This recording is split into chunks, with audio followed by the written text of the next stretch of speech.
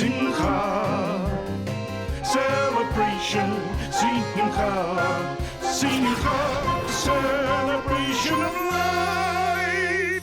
Hi from me, Jared Epstein, and welcome to another episode of Simcha, a celebration of life. It's a busy time of year for the Jewish community.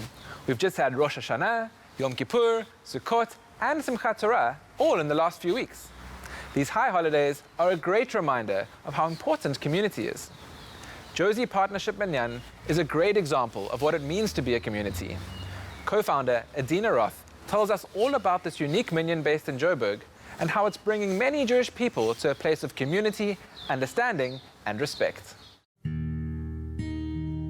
minyan, technically speaking, is a gathering of 10 men for prayer, which by their number, they are able to say certain parts of the prayer service and enact certain parts of the prayer ritual, such as the Torah reading, which can't be done without a minyan. A minyan, I think, also has a less traditional but more community kind of and colloquial meaning to mean the community. Like, I'm going to the minyan can mean I'm heading to the place where everybody gathers, where we pray, where we learn, where we maybe eat together. So it also has that kind of meaning and that kind of implication.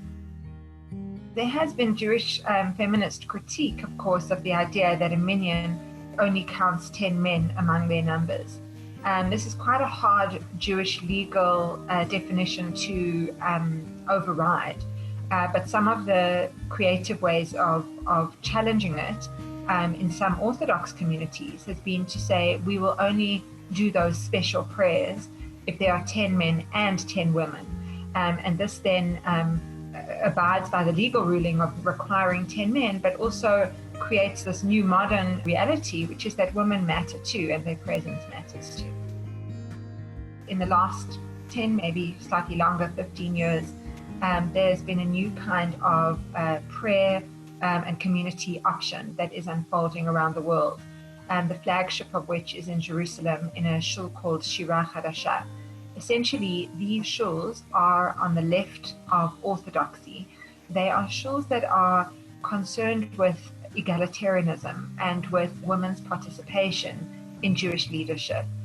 So a partnership minyan pushes the boundaries of how women can be included while still maintaining the integrity of Jewish law. Now these minyanim have spread around the world. They're in Australia, in England, in Israel, in America. And the Jozi Partnership Minyan, to my knowledge, is the first of its kind in South Africa.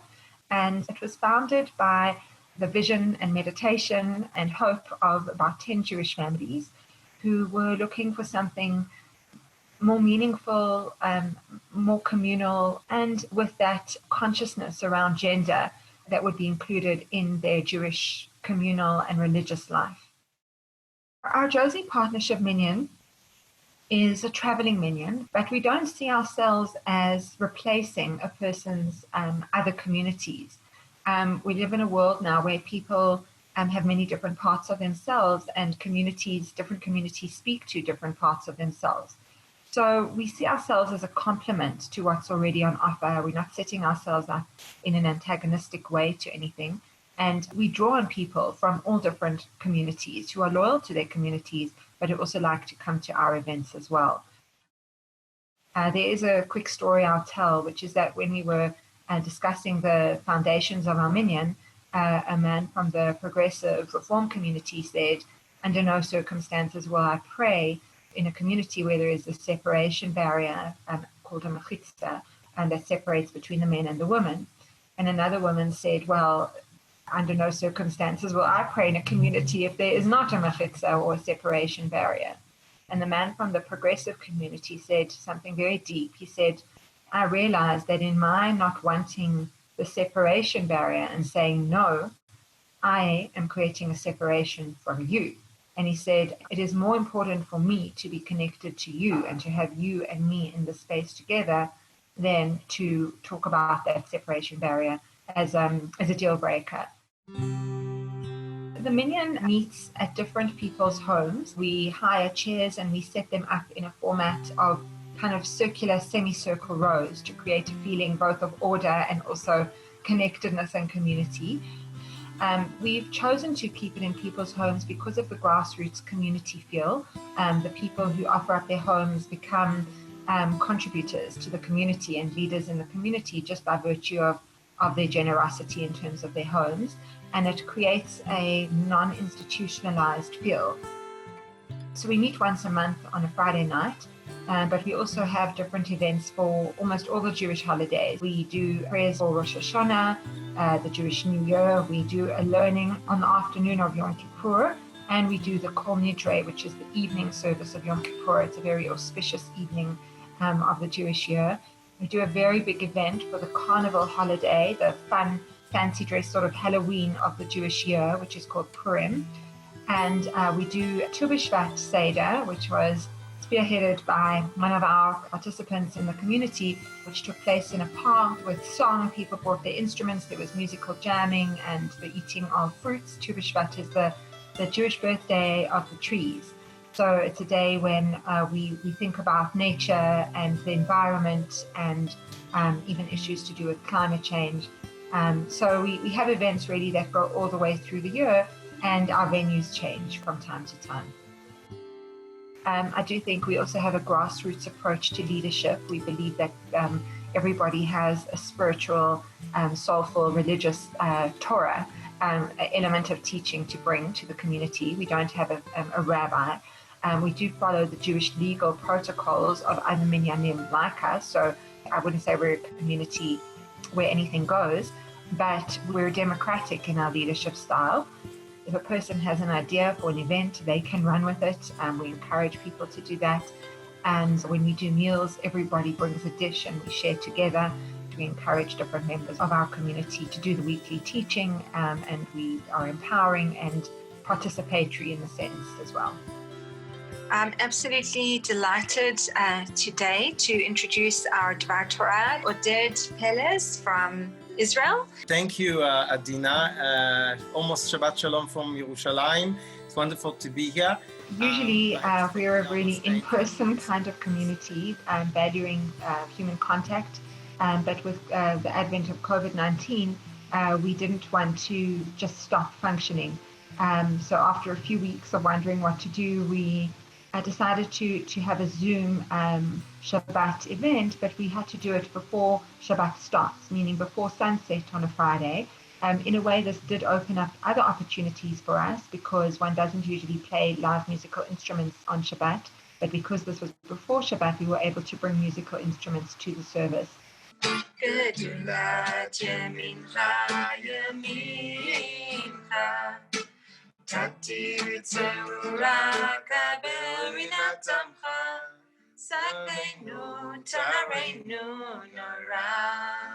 We now have a regular group of people who meet every single Friday, come rain or shine, and we hope they will be able to continue with this when we move out of lockdown.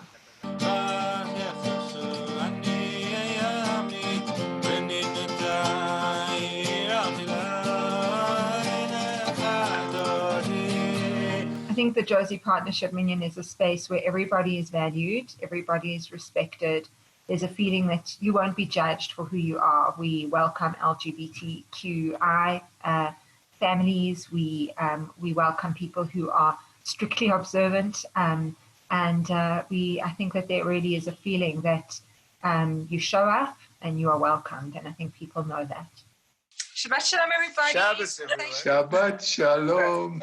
Shabbat Shalom. Thank you very, very much. From the city of peace, from Yerushalayim, the city of Shalom, I want to wish you all Shabbat Shalom, and we should have lots of briut, lots of health, good things, and thank you very much, and Shabbat Shalom.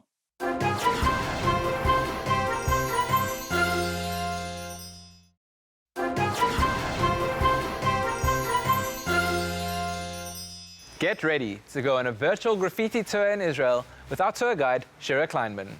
She'll take us through different spots in the neighborhood of Florentine, Tel Aviv, and tells us more about the stories, reactions, and history behind these art pieces.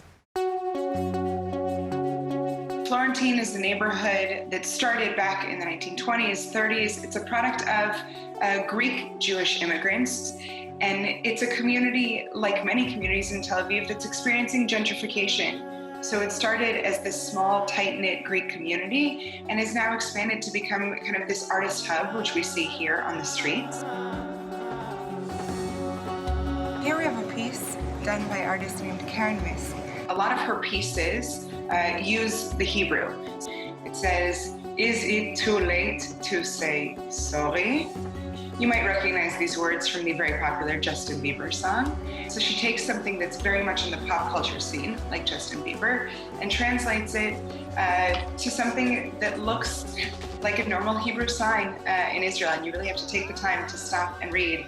So she has these postered all over the city. It's quite cool to just walk around and kind of read these little lyrics. This synagogue was here from the early stages of the community, and not all graffiti or street art is just done randomly. Some of it is even commissioned. So this piece was done by an artist named Salman Sousa. He is on a mission to kind of create these beautiful, meaningful pieces of artwork. And this piece he was commissioned to do on this synagogue.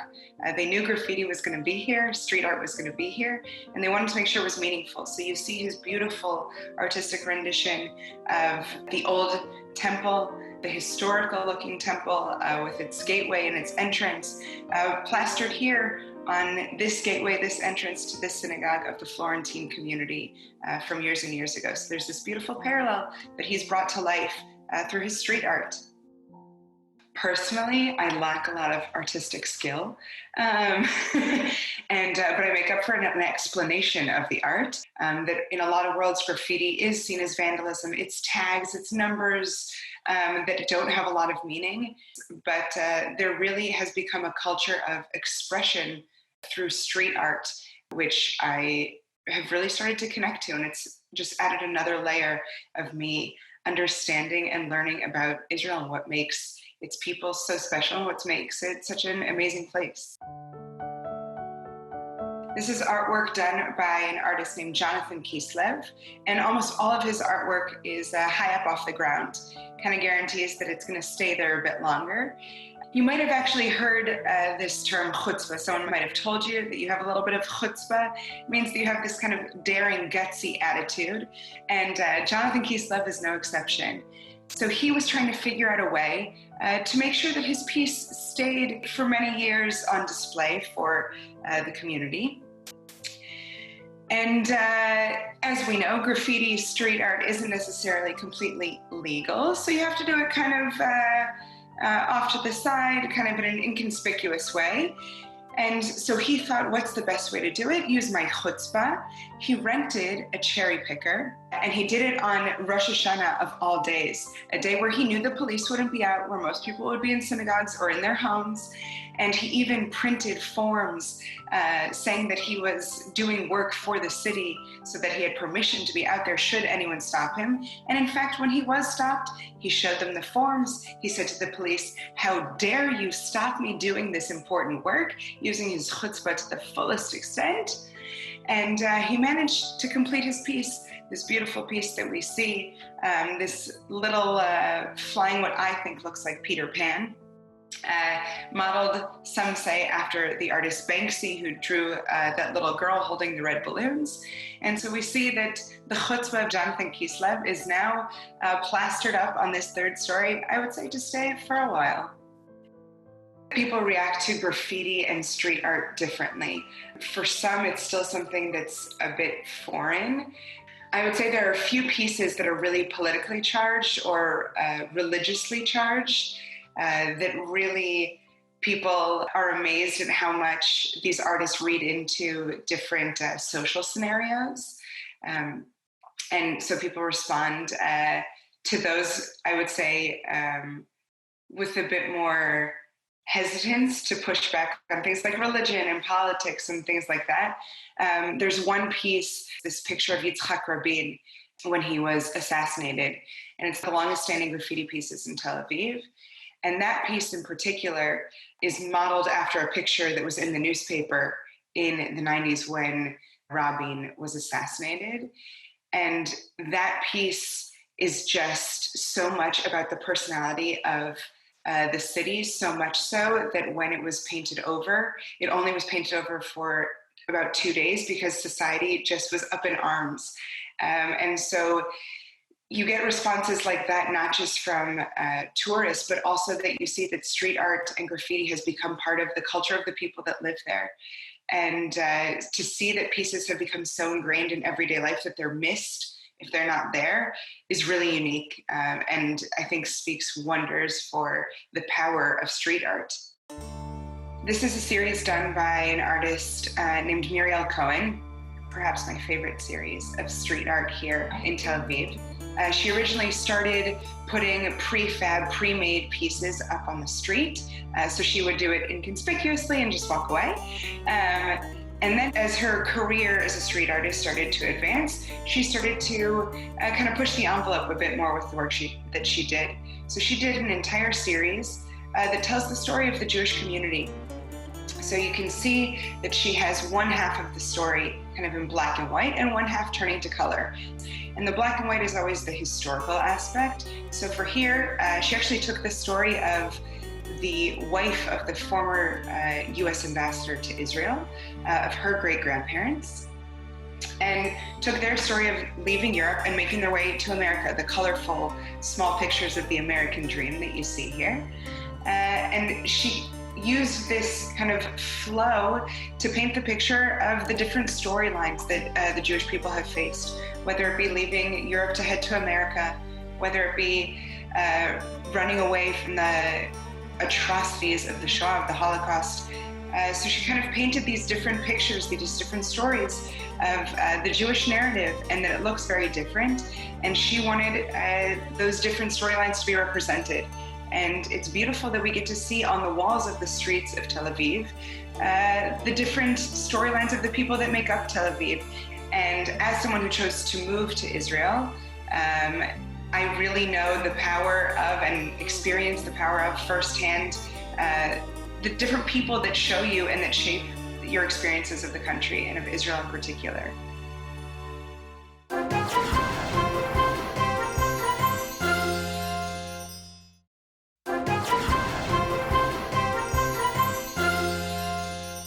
It's time for our Ask the Elders segment again. This week, we ask the kids what the Jewish word for God is, and then Tova Goldstein explains. We close out the show with Raphael Perkel being joined by Yonon Folkson singing Kol Echai.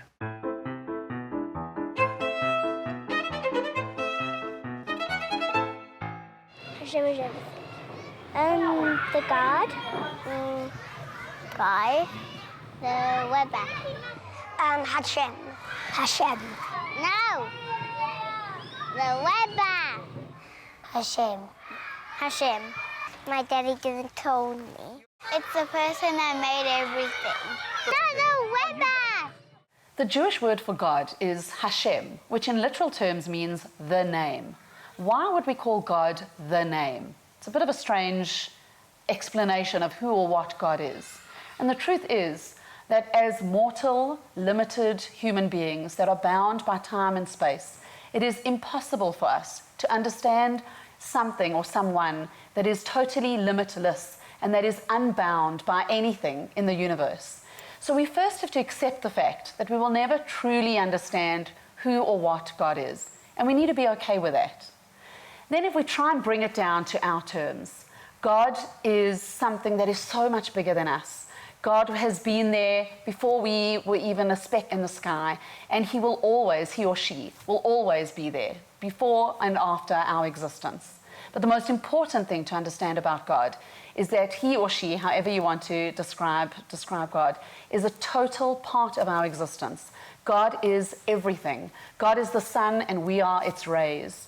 We exist because of God, but we exist because God is within us. We exist with God as a part of who we are.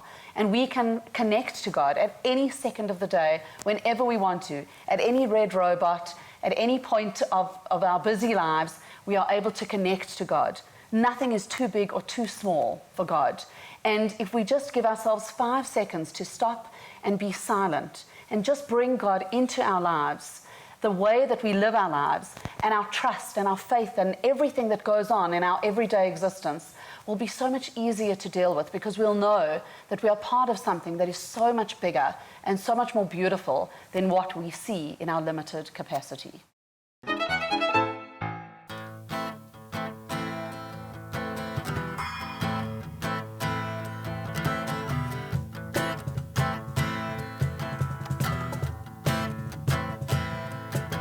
Koi lecha, koi lecha, koi lecha, koi lecha. Be'at ha-sholem u'beis ka-sholem v'chol asher lecha shalom. Be'at ha-sholem u'beis ka-sholem v'chol asher lecha shalom. Be'at ha-sholem u'beis ka-sholem v'chol asher lecha shalom. Be'at ha-sholem u'beis ka-sholem v'chol asher lecha shalom. Hashem oizeh amoy yiten, Hashem yevoreg es amoy v'shalom. Hashem oizeh amoy yiten, Hashem yevoreg es amoy v'shalom.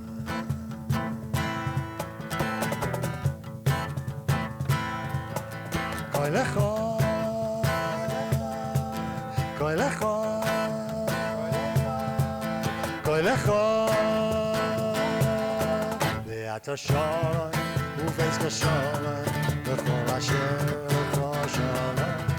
Be'at ha-sholem u'beis ka-sholem v'chol asher lecha shalom. Be'at ha-sholem u'beis ka-sholem v'chol asher lecha shalom. Be'at ha-sholem be'at ha-sholem v'chol asher lecha shalom. Hashem oizeh amoy yitein, Hashem yevoreg es amoy v'shalom. Hashem oizeh amoy yitein, Hashem yevoreg es amoy v'shalom. Hashem yevoreg es amoy v'shalom. Hashem yevoreg es amoy v'shalom. That brings us to the end of this week's episode of Simcha, a celebration of life. As always, we'd love to hear from you, so please send us a Facebook message at Spirit Sister Productions. From me, Jared Epstein, and the Simcha team, remember, there are two ways to live. You can live as if nothing is a miracle, or you can live as if everything is a miracle. Albert Einstein said that, and he was a pretty smart guy.